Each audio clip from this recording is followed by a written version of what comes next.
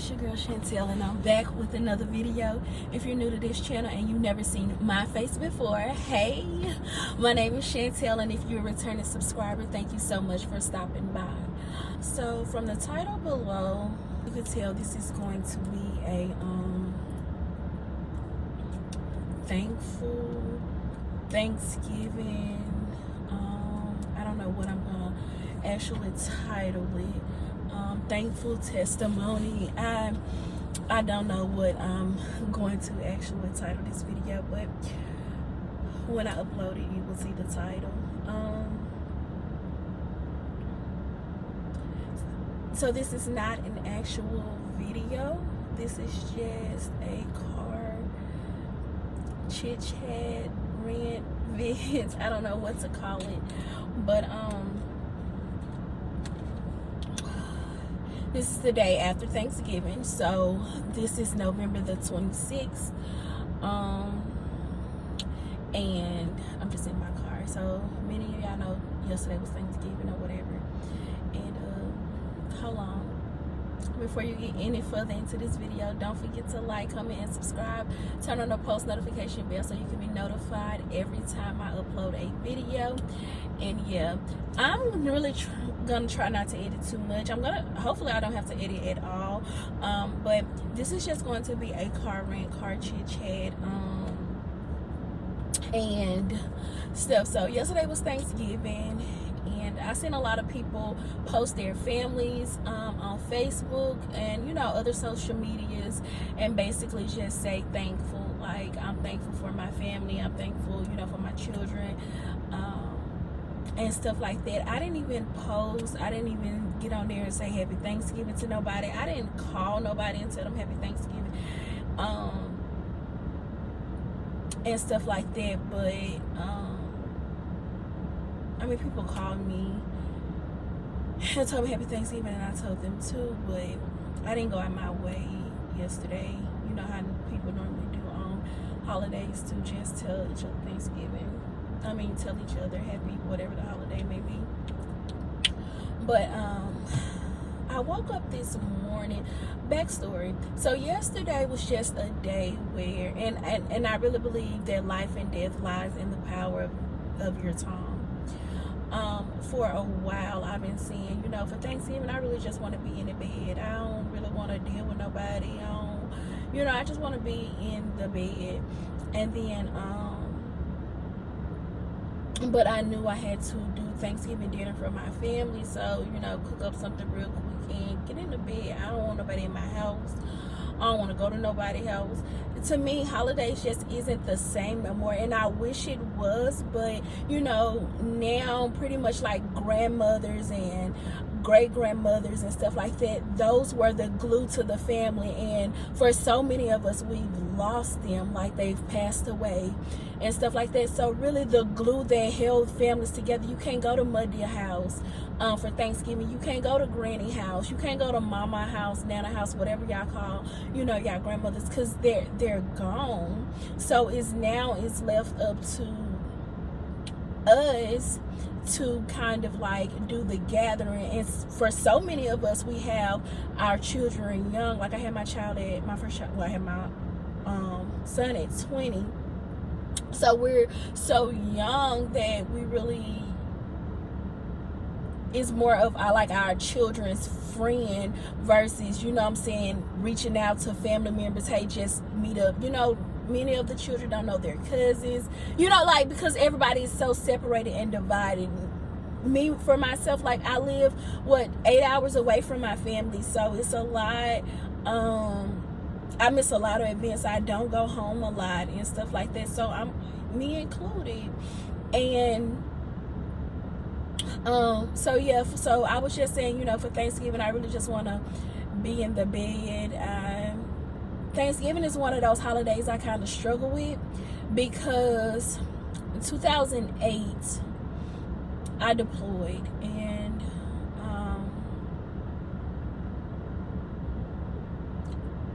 2009 I deployed. 2008 I had my son, and I was active duty. I got off of active duty to have my son, and then I went back active duty. And I left to go back active in November.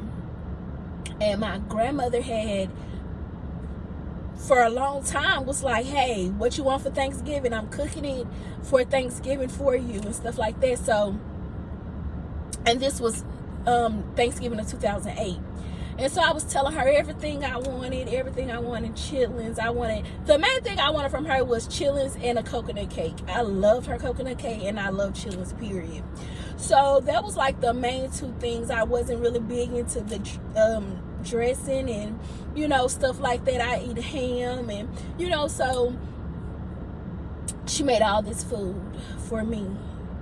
And then I got told I would have to leave before Thanksgiving, so I wasn't able to spend Thanksgiving because I went back active and I had to report to my new duty station. I think it was like November the 14th, 15th, 10th or something like that. I had to report earlier than Thanksgiving. So I told my grandmother, I said, I don't care what happens, I will be home for next Thanksgiving. And I left.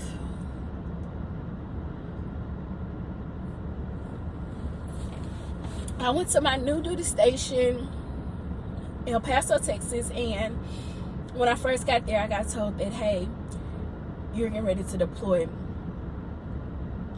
So I deployed in February.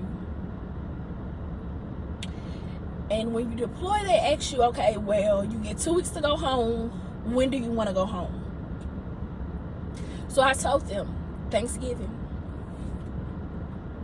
And so I put that in. My 2 weeks is Thanksgiving. Well, yeah, I'm not gonna cry.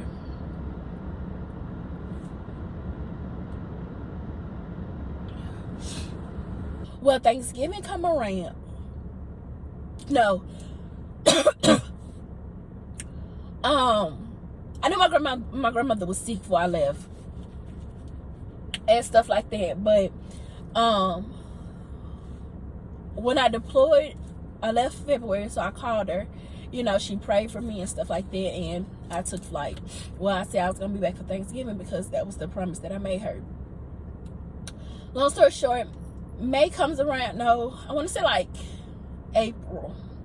April comes around, my grandma get real sick again, and she ends back up in the hospital.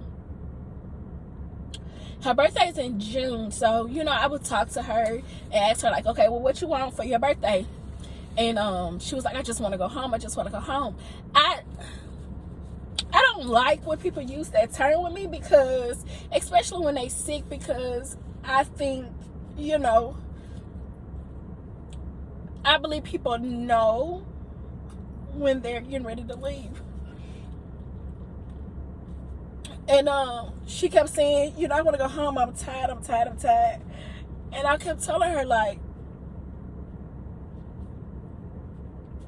no, like, you can't go. Like, you got me, you got Booger, which is my son. I said, so you're not giving up, right? And she was like, I could tell she just didn't want to hurt my feelings, so she was like, no, you know. But it wasn't, to me, it didn't feel sincere. So now I'm deployed, so I get a call from her, and she was like, hey, I want to see Booger. So at that time, he was in Texas with his dad. And so I called him. I said, hey, I don't care what you're doing. I don't care what you got going on. My grandma want to see my son. You need to get him to her. So they leave Texas and go. And he go see her. And, you know, I called, like, after that.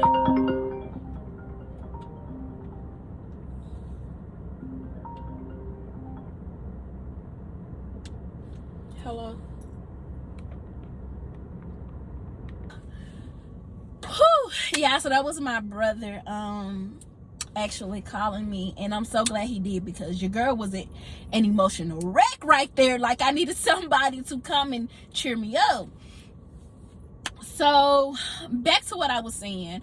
My grandmother called me and said she wanted to see my son, and he was in Texas. So I ended up calling his dad, like, hey, you need to head to Shreveport, Louisiana. You need to take him to see my grandma.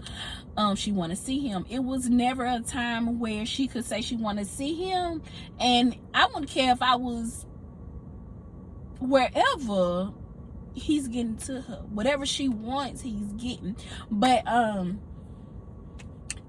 whatever she wants, she's getting. So I was asking her again, her birthday's in June, so I was around the time I was beginning to ask her, like, you know, what you want for your birthday, what you want for your birthday. I remember when I was little, she had a ring, and I don't know how many of y'all grandmothers had one, but my grandmother had a family ring, and on that ring it included birthstones of her children and her grandchildren.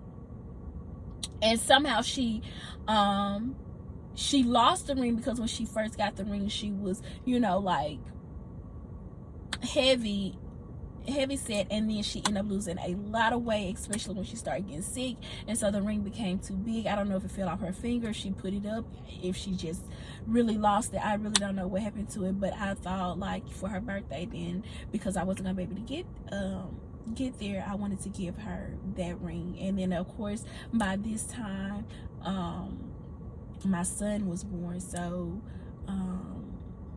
his birthstone would have been added. And she kept saying, I just want to go home. I just want to go home. And then, like I was saying, I was like, well, you know, you got to get better and then you'll go home. Shan, I'm tired. And that's what she kept saying, which again, I knew she was tired. And because we could want stuff and it really be selfish of us, because we're not experiencing their pain, we're not experiencing their heartaches, we're not experiencing their everyday life. And sometimes giving up is easy, but you know, like when people know that they fought a good fight, they kept the faith, and it's time for them to finish their course, you know, we all have a number. So, and that's one number that can't nobody jump us in line. That's one number that we can't give to nobody when we, you know, want to walk away. And, you know, that's one number that is our number. That's one number that is stuck to our chest, to our back, to our shorts when we're running our race. And when we cross that finish line, we've crossed that finish line. And, you know, people, me, and I'm just using this as an example, me, I could be selfish and say, no, I'm not ready for you to go. I have more to do with you. But if there's nothing left on this earth that God needs for you to do, then who am I? I'm not your creator. I'm not Alpha and Omega. I don't know your life story. I only know what I vision for life. You know, what I vision my life to be with you. And I keep saying I'm not gonna cry, and I'm probably gonna stop crying when I really get off this subject. But this is just why Thanksgiving really, I'm not a big fan of it. So May 28th or something like that, I get a call from my son's father, and he's telling me my grandmother's not doing good, whatever, because again, he left Texas to be there. So he was telling her, she ain't doing good, whatever. I get a call from my mom, which my grandmother was in the hospital that my mom works at. So I get a call from my mom, and she was like, hey, she can't talk, but she can hear you. She's doing good. Mom, if you're listening, that was a lie. But watch it, which I know you is. But yeah, so I called the doctor myself, and I'm telling them again, I bet y'all wondering, like, how is she doing this? Baby, I had a cell phone. I paid a high little bill, but I kept minutes on that phone to keep in contact. So I called the hospital myself, and I'm like, hey, this is Chantel. My grandmother's up there, and I just want to, talk to her. I understand she can't talk, but to my knowledge, she can hear me. So just put the phone to her ear, because I need to talk to her. So the nurse began to tell me, she can't hear you. Like, her pupils is dilated. We don't think she gonna make it to the morning. Girl, who you talking about? Like, you cannot be talking about the fighter I know. You cannot be talking about the prayer warrior I know. You cannot be talking about the woman whose favorite scripture is, God, you won't put more on me than I can bear, and I'm still holding thy faith. You can't be talking about her, because I know her faith is strong. So, now, not her. I'm talking about our owner. I'm talking about my grandmama. And she wasn't really supposed to give me, like, information like that. But, again, my mom worked up there. She knew my mom. She knew of me. So, she was like, well, she can't hear you. And again, we don't think she's going to make it to morning. So, I was like, okay. If I don't know how to do nothing else, I know how to pray. And it's because of her. It's because of her. So if I don't know, if I ain't got nobody else to call, if I don't know who else to call, I know to call on the name of Jesus. So, I said, okay. And the nurse was at the station, so she wasn't even in my grandmother's room. So I could call, and I think the room that my grandmother was in really didn't have a phone. I'm not sure how, but it was no way that I could even put the phone to her ear to talk. So I was like, okay. So I hung up the phone. I was a wreck that day, so I didn't go to work. I stayed in my room, and I get a call on the computer. No, I get a message on IM message on Yahoo, and it was from my son's father, and he was like, she gone.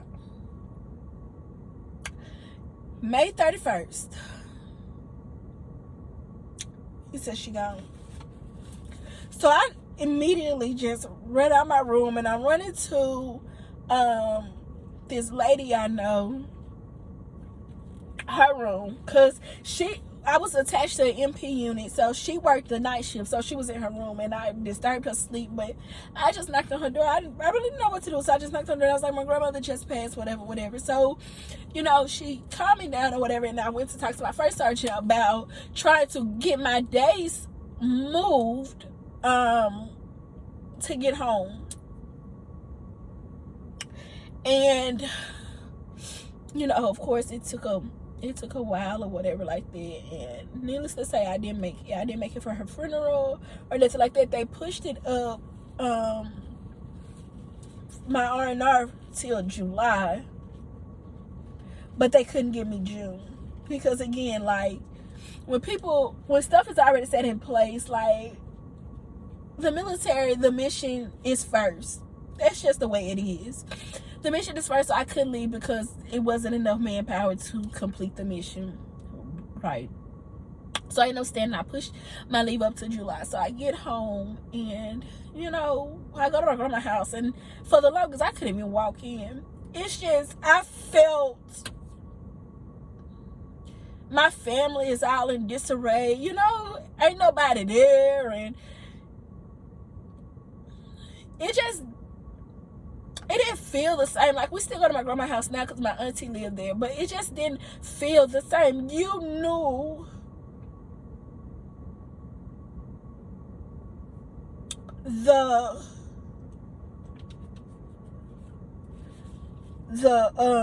atmosphere has shifted. You knew that there has been a change. You knew that house has experienced a big loss.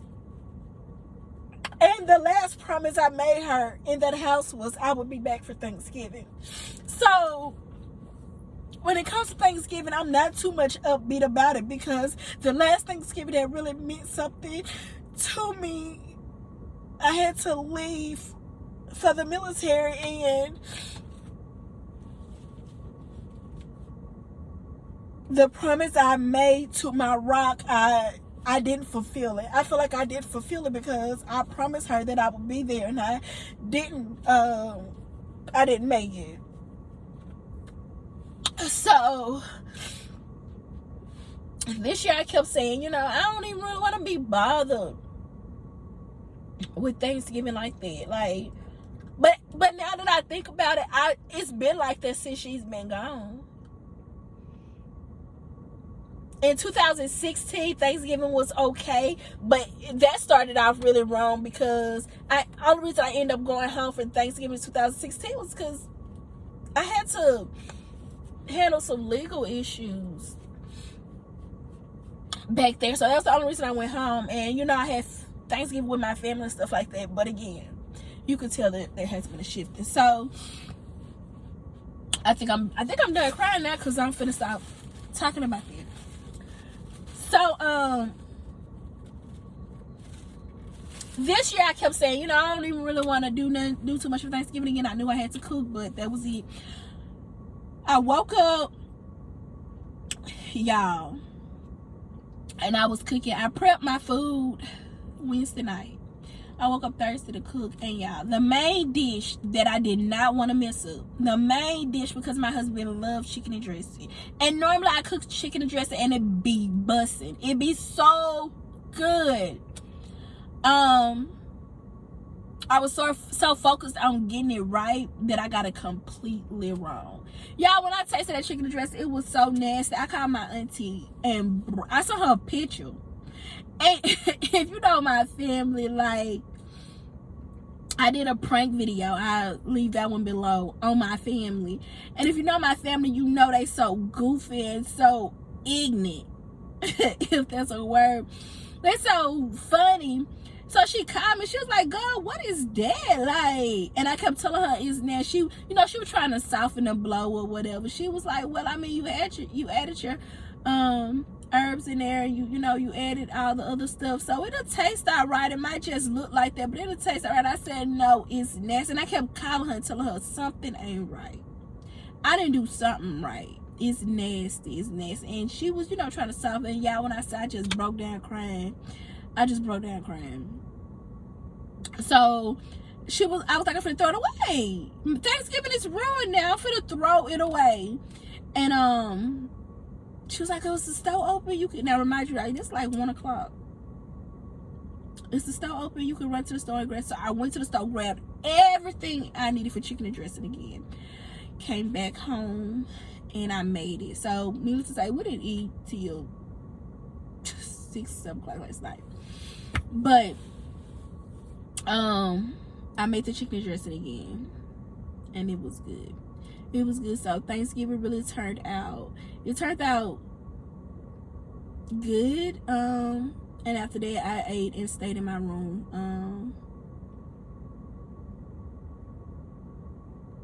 Yeah, it was a day. But then I woke up this morning. Yeah, I didn't do my hair yesterday. I woke up this morning and I feel a lot better.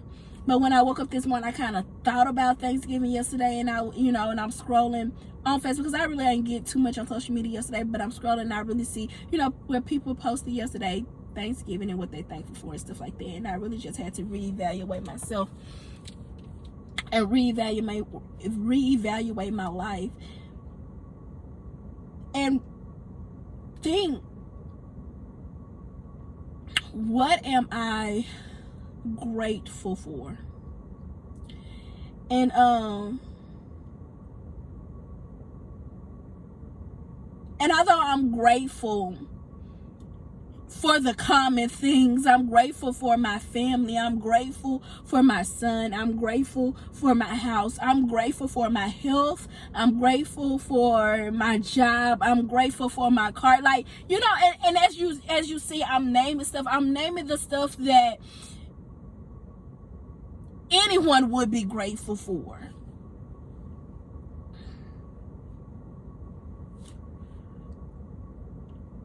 I'm thankful. I'm grateful for the times God told me no. I sit here and I think about all the no's, all the times doors was closed, all the time my heart desired stuff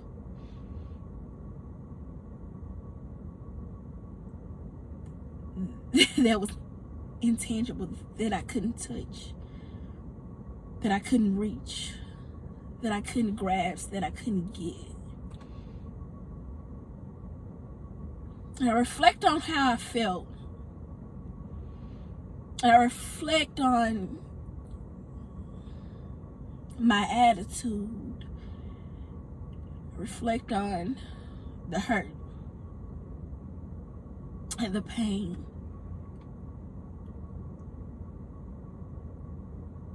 And I'm grateful.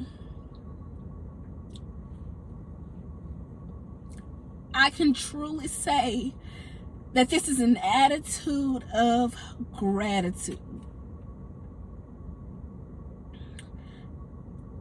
I'm grateful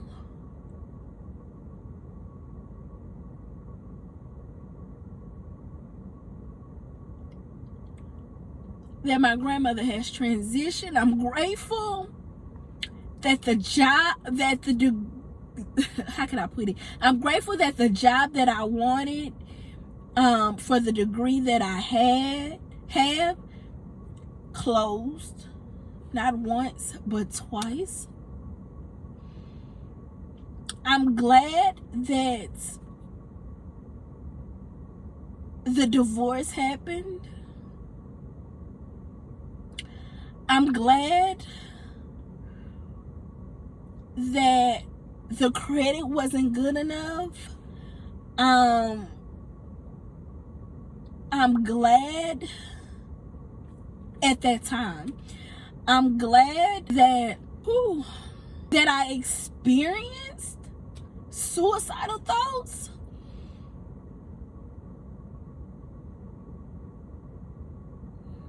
I'm thankful. And this is just me being open a little bit. I'm glad that, I can't even believe I'm going to say this because it's crazy, but I'm just being open. I'm glad that the molestation ran its course. I'm glad that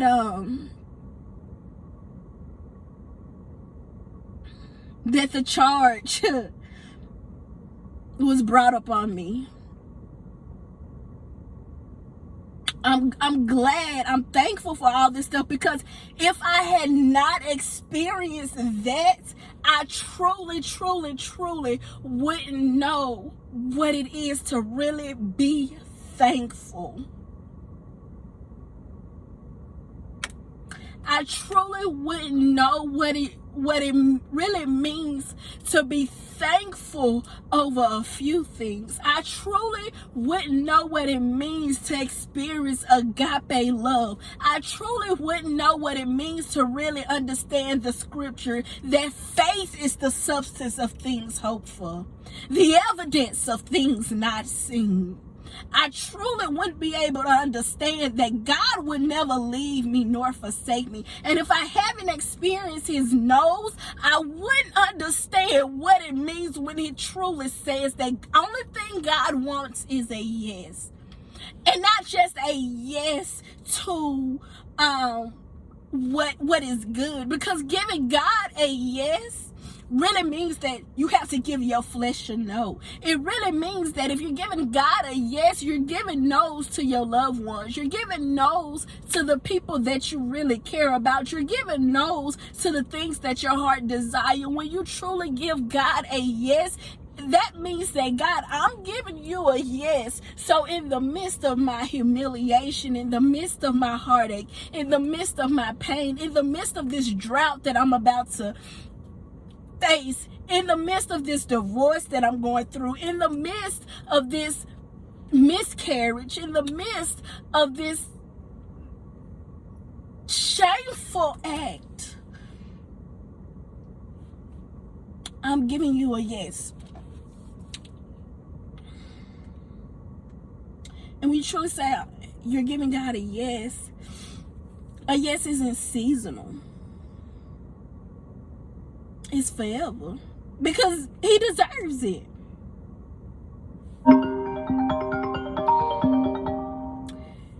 He deserves a forever yes. So, this Thanksgiving, I'm thankful that God set me down and allowed me to really focus on what I'm truly thankful for. And allow me to really focus on what really, really, really matters. And see how far he's brought me from. And the doors that he opened, the ways that he made, the times when I felt so alone. I don't know how long this video is gonna be. I'm probably gonna edit a lot out. I said I didn't want to edit it, but yeah. So that's what I'm thankful for. The job that was closed in my face. I'm thankful. And although the job that I have now isn't even really what I wanted, but I'm thankful. Obviously it was in God's plans. My grandmother leaving, transitioning. I'm thankful because I feel her spirit even the more now. Although I can't call and talk to her, the things that she told me as a child sticks with me. I was just telling my husband the other day, and he kind of made a joke out of it. I was like, oh, God won't put more on me than I can bear. So I'm still holding on to that faith. And that was one thing she always said, especially when she started to get sick and stuff. And he made a comment, and he was like, so what if he keep adding stuff and adding stuff? Because he really just, trying to see how much you can really, really, really bear. And what if it's some stuff that you can't bear that he add? And I'm reminded of another scripture.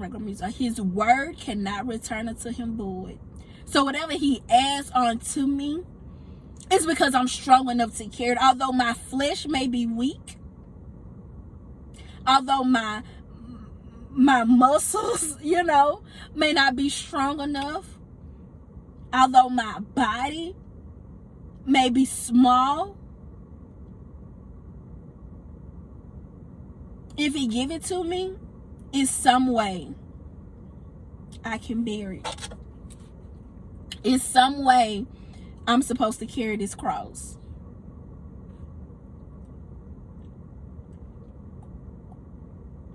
In some way I'm supposed to figure out how to get through it.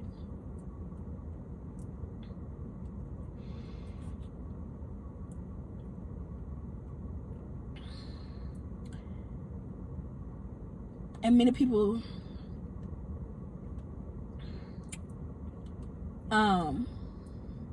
they say, people think like, well, some stuff is just, too hard. We think like, God, why would you allow me to experience filth? And I could talk about it because I lived it. Why would you allow something that's precious and sacred to be mishandled by somebody I'm supposed to trust, by somebody that's supposed to love me, by somebody that's supposed to care about me, by somebody that my mom trusted me with. My mom never left me with nobody that she didn't trust. But the person that she trusts,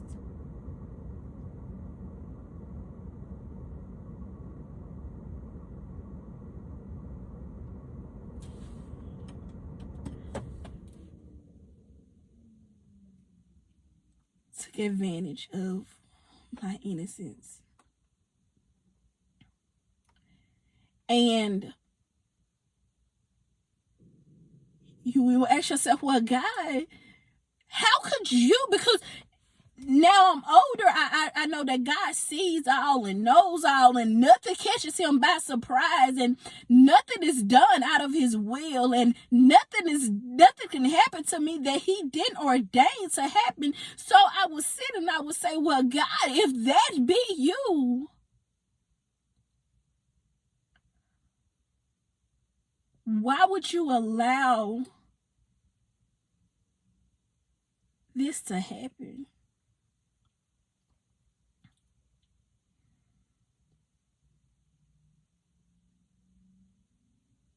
And you know what my faith tells me?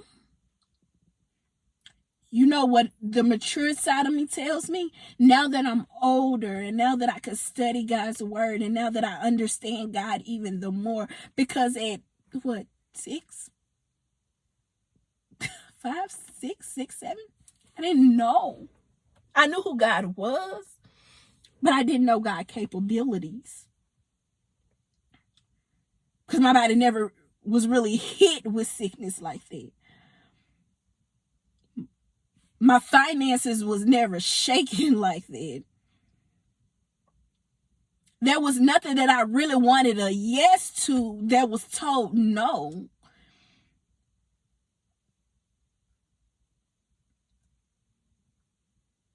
So when I think about stuff like that, you know, what happens as a child, before I could even really know who God really was and how he really operates, I say, why would you allow somebody to touch me?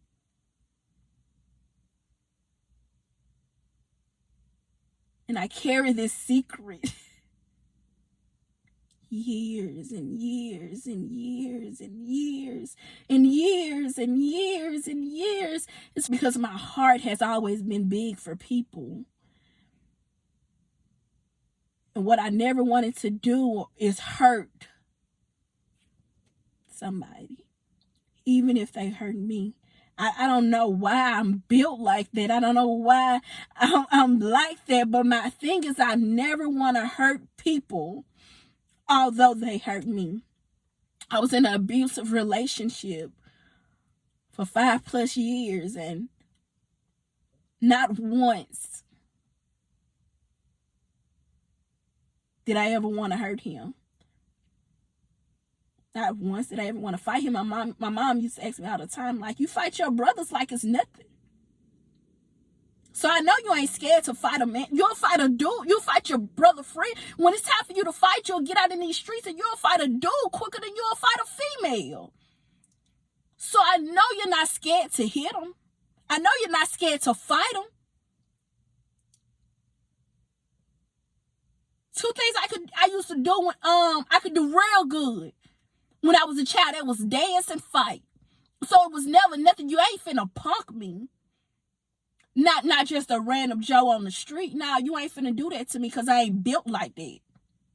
So when he was abusing me, when he was, you know, messing with my mental, you know what I'm saying, downgrading me physically, emotionally, financially, spiritually, you know what I'm saying? Like, when he was doing all this, my family was really looking at me stupid, like, girl,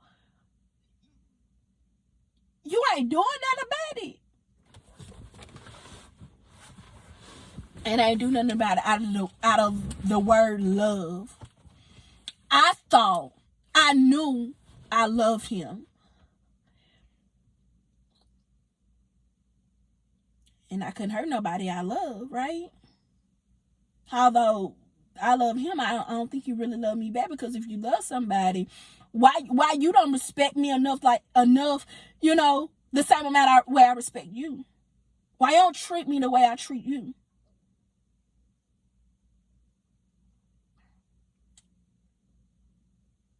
When I think about dude putting his hands on me,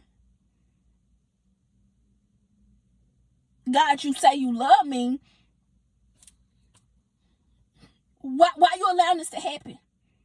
And now the mature side of me, the faith, you know, the lifestyle I live now, is because God knew I could bear it. He knew that wasn't gonna take me out. He knew that wasn't, you know, gonna be a trigger for my suicidal thoughts. He knew that you can bear these. You understand what I'm saying? Like, some people, when it happens to them, some people kill themselves because it's too much. I didn't even have a choice on whether I wanted to save myself from marriage or not. I didn't have a choice. I didn't even have the option to give it to you. No, you took it.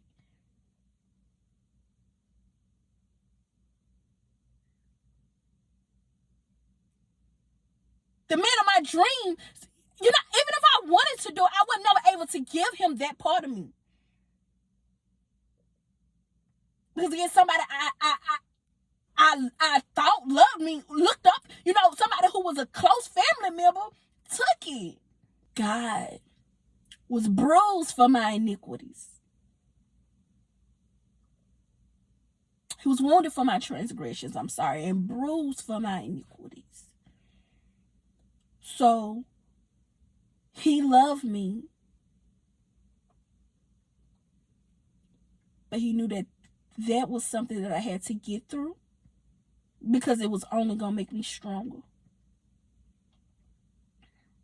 Now, I can truly say I'm no longer bound by that. I'm no longer hunted by that. God get a complete yes from me.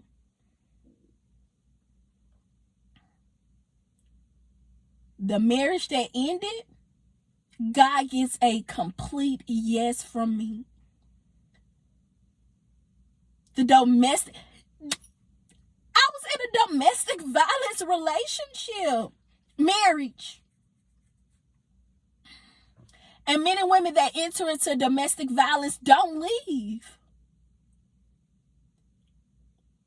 They die at the hands of the man or the woman that says they love them unconditional. And I remember on my way out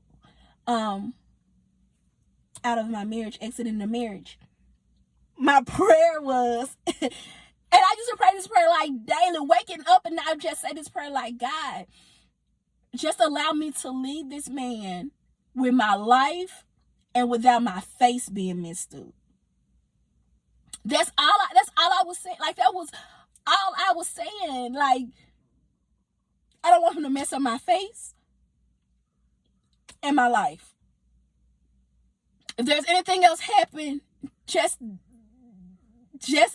don't let it be my face, and don't let it be my life. And the reason I was saying that is because by this time we had a son, and I needed my life because I wanted to be here for my son, of course. And I didn't want him to mess up my face, because to the public, I could dress it up nicely. You know what I'm saying? Like, I don't want nobody to look at my face and see the scars.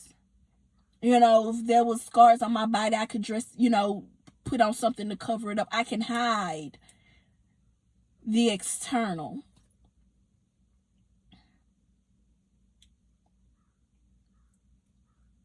I didn't want nobody to look me in my face and ask me about something that I have to really explain. So when God moved me out of that situation, that's when I started battling low self-esteem. And I was battling low self-esteem in the relationship, but when I left the relationship, I really started battling low self-esteem and depression at the same time, because some of the words he spoke to me, I feel like I was living it. You know what I'm saying? Like I would leave it. And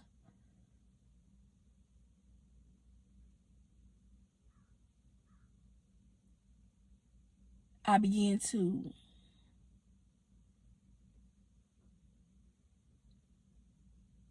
see, you know, a lot of stuff happening.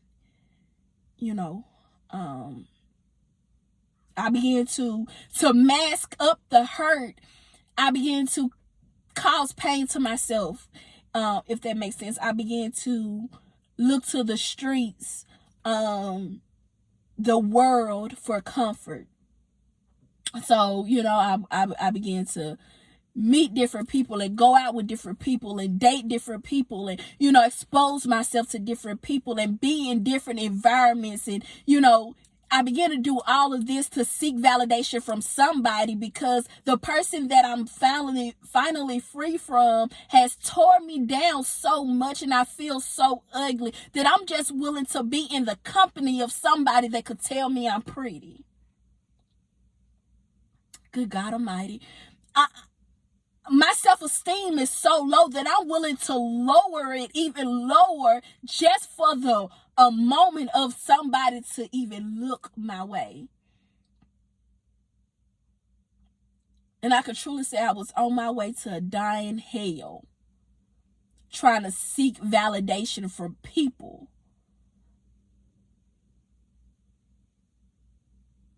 that was looking to hurt me, harm me. Some of the experiences I've experienced out in the streets have taken the lives of people. And I know people. You know what I'm saying? Like, man, y'all don't even know half of my life. Half of the story. Robbed. Homeless. Living paycheck to paycheck.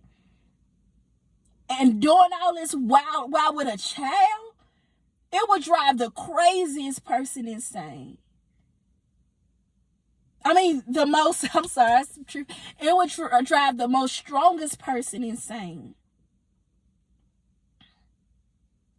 To literally look to the north, south, east, and west, and you can't find nothing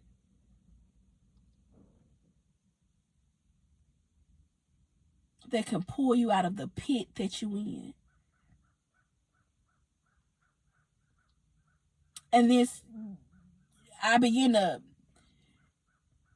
live this street life and become so open and so vulnerable that the devil really had the opportunity and had nothing but free range to play with my mind. So when suicidal thoughts crossed my mind, it was because he could really have a field day with me, because I'm so pitiful. I'm dressed up on the outside, so yeah, I can get the attention of anybody looking. I'm so dressed up on the outside, but in the inside, I'm filthy. In the inside, I'm nasty. In the inside, I don't even want to be here no more. And I got a whole child out here that's depending on me. And the thing that I always used to say, and I tell my son, Father, this all the time, like, why would you want your child with you when you ain't capable enough, when you ain't stable and capable enough to take care of him? And that's when the devil really started having a field day with me. Like, why you want him? You ain't capable enough to take care of him. You ain't loving him right. Yeah, you got him a place to stay, but your lights off. And it's snowing outside. And it's cold.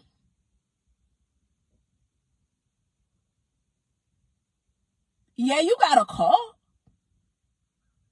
but you just got an eviction notice. And if you don't come up with this $2,500, they finna take your car. And your career gone because you ain't in the military no more. You gave that up because you felt like life just got too hard.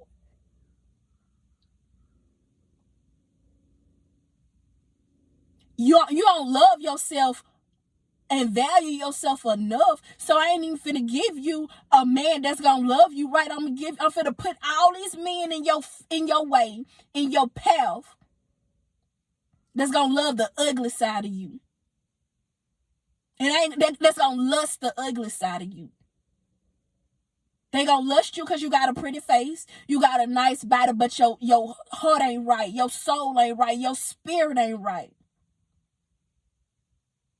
And so I'm finna give you all these people that's really finna come and teach you the lessons, the hard lessons of life.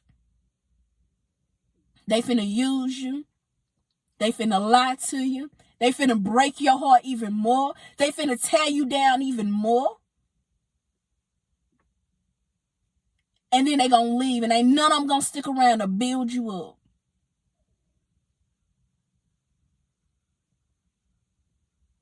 And ain't none of them gonna stick around and teach your son how to be a man. And ain't none of them gonna stick around when you got more money than you got money.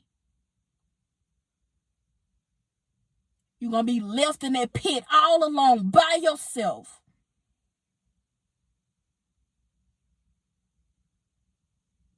And when you ready to give me a yes and tell your flesh no, I'll knock at the door.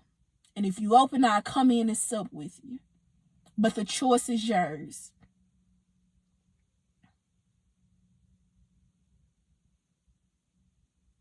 Not gonna give you favor until you have really exercised your faith.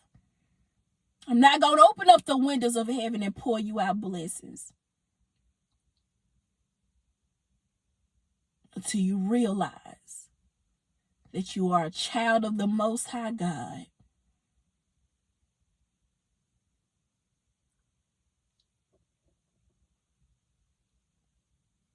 And you stop looking at what people could see. You start looking after me, who you never seen, but you felt me before, so you know I'm real, and you know I'm there, and you sitting around here acting as if you don't know. And I really feel like it was so hard for me, because one to come before destruction and a halted spirit before a fall. So God is not mad at the people that really don't know. Because if you don't know, how can I be mad? But if you know, and I knew, and still chose to do wrong, then I have to deal with the consequences. Then I have to deal with the punishment. I have to deal with the chastisement.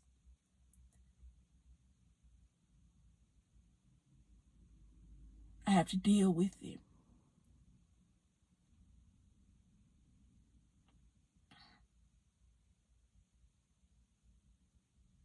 And when I was low, I called my friends and I called my family.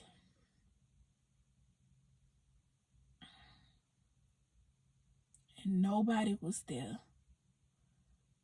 I remember I was battling the heartache with an ex, and I called my dad, and we was on the phone, and I'm hurt, so I'm getting my dad to tell me all this stuff. Like, Dad, tell me I'm pretty. Tell me I'm beautiful. Dad, do you think I'm pretty? Do you think I'm beautiful? Do you think I'm lovable? Do you think I'm nice? Do you think I'm kind?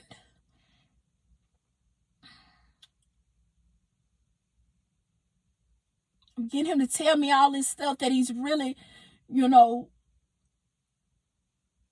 never really told me before. Like, don't get me wrong, my dad will say you're pretty, but my daddy never really was just there. I was never daddy's little princess. I was never, daddy finna take you to a daughter daddy dance. I was never daddy finna open a car door for you and show you how to be treated. I was never shown that I was a kingdom child. I was never shown royalty. I was never shown how to be vulnerable and gentle and let a man love me properly. So when I was entering into relationships, I felt like I had to be in position of being the man while still having a feminine side. I felt like I needed to be in the position to provide, to cater, to stroke egos, to make sure the family was straight, while still having to pick up the feminine side of being there for him, taking care of him because he's not in position to take care of me. Yet alone, we done had a baby, so taking care of a child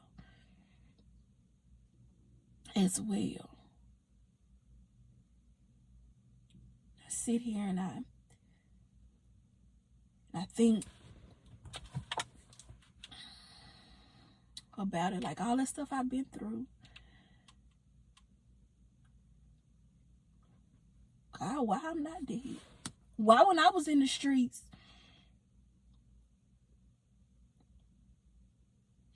didn't take me out?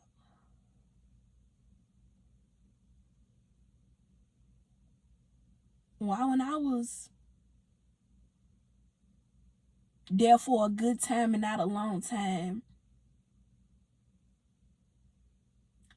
I didn't get it?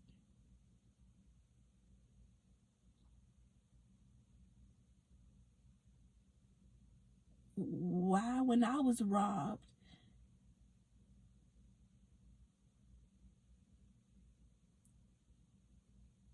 I ain't wake up, well, my family didn't, get a call that I'm dead?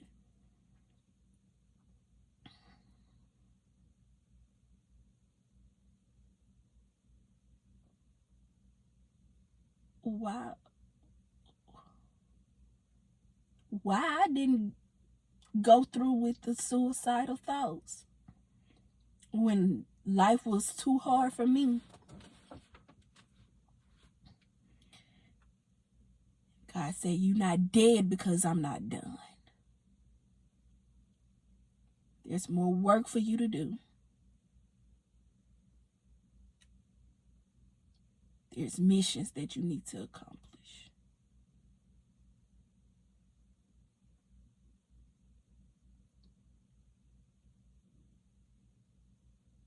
So while you out here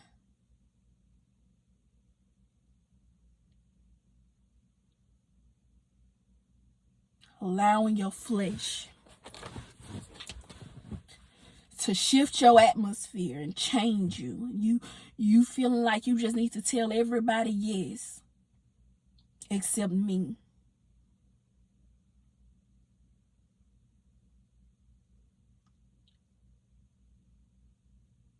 You realize that there's pain. But through your pain, there's purpose. And whatever you went through, and whatever I'm taking you through, because I'm wise enough to know that he ain't done with me yet. So while I'm still on this journey, there's going to be bruising, and there's going to be pain, and there's going to be heartache, and there's going to be trials, and there's going to be tribulations. And I know I'm going to experience some more heartaches, and I know I'm going to experience some more pain, but I know that there's purpose behind my pain now. I know that there's favor attached to my faith. I know that there's blessings attached to the betrayal. I know that there's hope attached to the heartache. I know all of these things because I've experienced it before.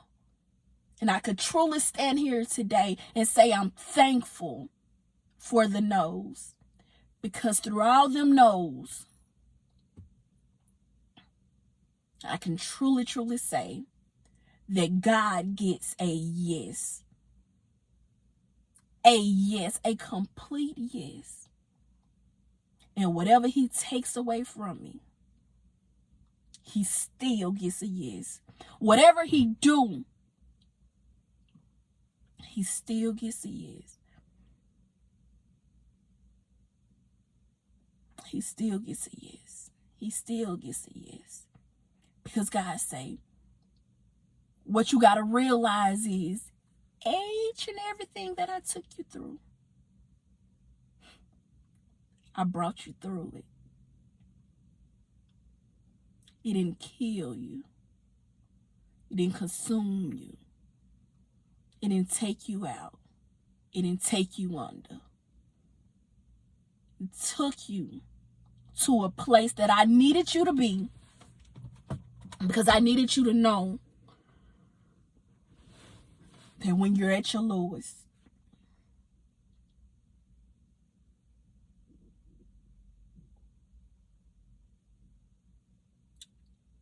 is where you will find me. It's blessings in being broken.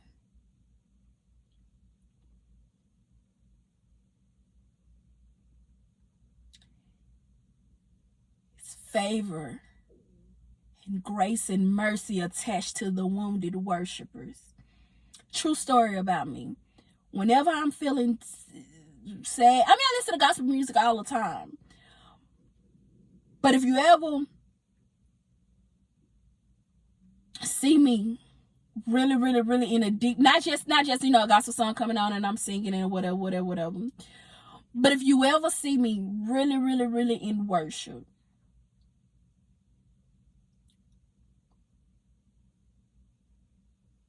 I'm in a moment of brokenness. I'm in a moment of heartache. I'm in a moment that I can't even, and I don't even talk to nobody. So if you're around me and you're watching this, if you ever just see me in a moment of worship, not just a moment where I'm just singing, singing gospel songs, because I do that a lot. Like, that's my number one playlist. So not that when I'm just singing gospel songs or whatever like that, but when you see me and I'm truly in worship,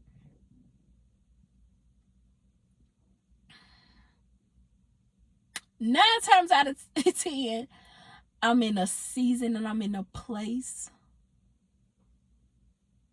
of heartache. I'm in a place of pain. I'm in a place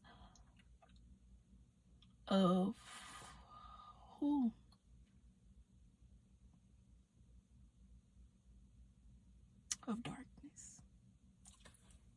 darkness. And I've been talking for about I think an hour, and I think the other was like 20 minutes. So I'm gonna have to edit some of this out.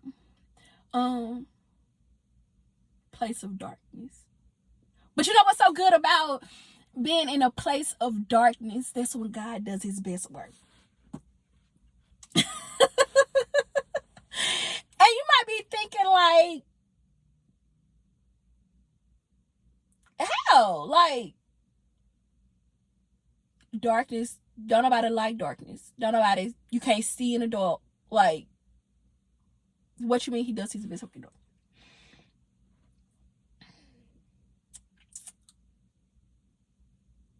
The beginning, God created heaven and earth, right? Genesis 1 and 1. And then I think it was what, the third verse? He said, let there be light. And there was light. So if he created everything first, if he created heaven and he created earth first,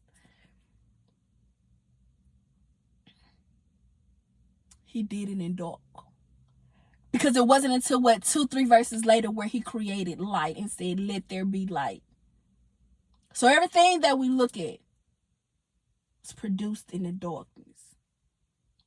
He did all of this. He created heaven and he created earth. And you mean to tell me, God, that you did all of this in darkness?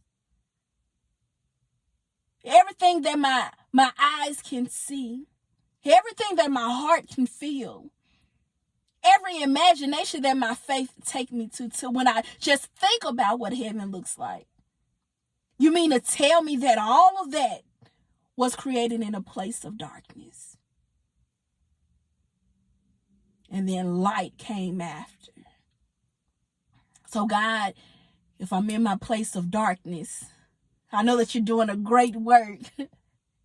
And then I'm going to see the light after I experience this. Yeah, that's what it means. That's what it means. That's what it means. God is so good. He's so intentional. Y'all, he is amazing. He's amazing. What a mighty God I serve. Angels even bow before him. Heaven and earth adore him. He's a mighty, mighty, mighty, mighty good God. He's extraordinary. Which means I just can't be ordinary.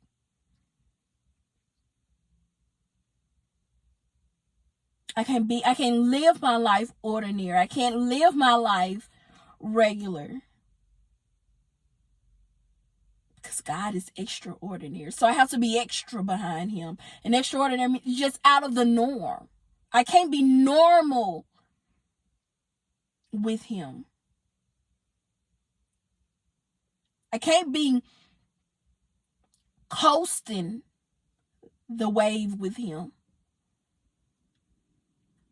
Because he's extraordinary. I like to think that God is bougie.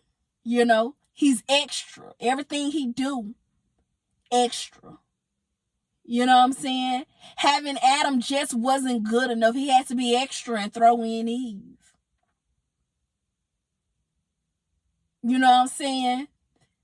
Talking to a donkey in the Bible just wasn't good enough. He had to turn around and let him know that he is the lamb and the lion. You know what I'm saying? Like, everything that he do, like, he just got to do it well. You know, he got to do it perfect. He got to let everybody know that I am that I am. You know what I'm saying? Reminding the Bible when I think it was, I can't remember, but I think they was going to Israel. He said, and when they asked me, who do I tell them that sent me? He said, tell them I am that I am. Yeah, why he gotta be like that? Why you just can't say who you is, God? Jesus, why you just can't let them know? No, you let them know that I am that I am. So whatever it is that they seeking, that's who I am. If they seeking healing, I am the healer. If they seeking peace, I am shalom. If they seeking, favor, if they seeking things, I am the provider.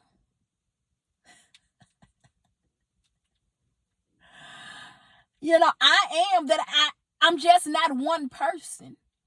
So when you introduce me, you have to introduce me as I am that I am. You have to introduce me as whoever I am at that moment. Because I'm a healer for them and I'm a provider for you. So I can't, you know what I'm saying? It's not that I can't be two people at one time. But my spirit can be all in all. I'm an all-in-one. I'm an all-inclusive God. There's no limits to my ability. There's no limits to what I can do. Don't put no limits on me. You can't put me in a box. You can't put me on a timeline. You can't put me on a clock.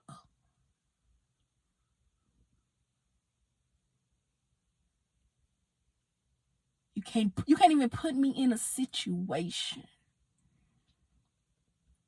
that is too big, that is too much, that is too hard. So just know that I am that I am. And whatever you needed me to be, that's who I am. Whenever you need me to be it, that's who I am. I am that I am. So I am really about to end this video. I'm gonna go through it. I know I'm probably gonna edit it a lot, but yeah, this Thanksgiving was a reflection Thanksgiving. This Thanksgiving, I reflected on everything that I've been through in my lifetime. And this Thanksgiving, I'm thankful for the hardships. I'm thankful for the hard times. I'm thankful for the no's. I'm thankful for the disappointment moments. I'm thankful for the people that walked out of my life. I'm thankful for the people that hurted me. I'm thankful for the people that used me. I'm thankful for the people that abused me. I'm thankful for the people that tarnished my name. I'm thankful for the people that lied on me. I'm thankful for the people that lied to me. I'm thankful for each and everything that was negative. Because out of all of that,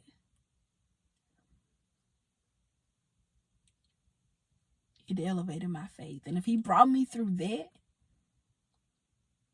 and there was times when I didn't even see how I was going to make it out, I know that there's nothing that's too hard for him. There's nothing that he can't bring me out of. There's nothing he can't deliver me from. There's nothing that he can't work out. So that's what I'm thankful for. That's what I'm thankful for. And I thank God that he allowed me to focus on that versus me getting out and, in public over people and, destroying the vibes. You know the vibes. But yeah, so I am going to go ahead and end this video. Thank you guys so much if you stay to the end. I don't know how long this video gonna be, but thank you so much if you stay to the end.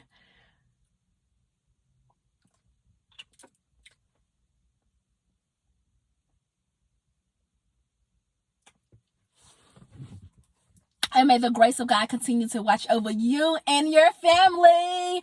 Until next video, don't forget to be thankful for each and everything that you think is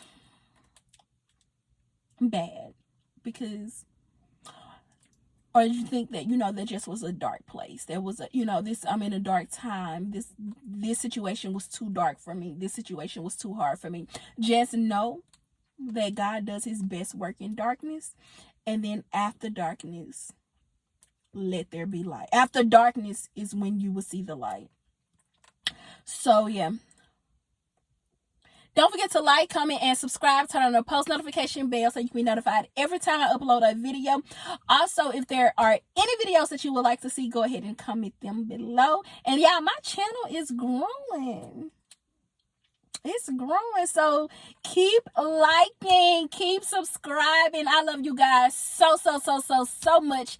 And again, may the grace of God continue to watch over you and your family until the next video. See you guys in the next video. Bye.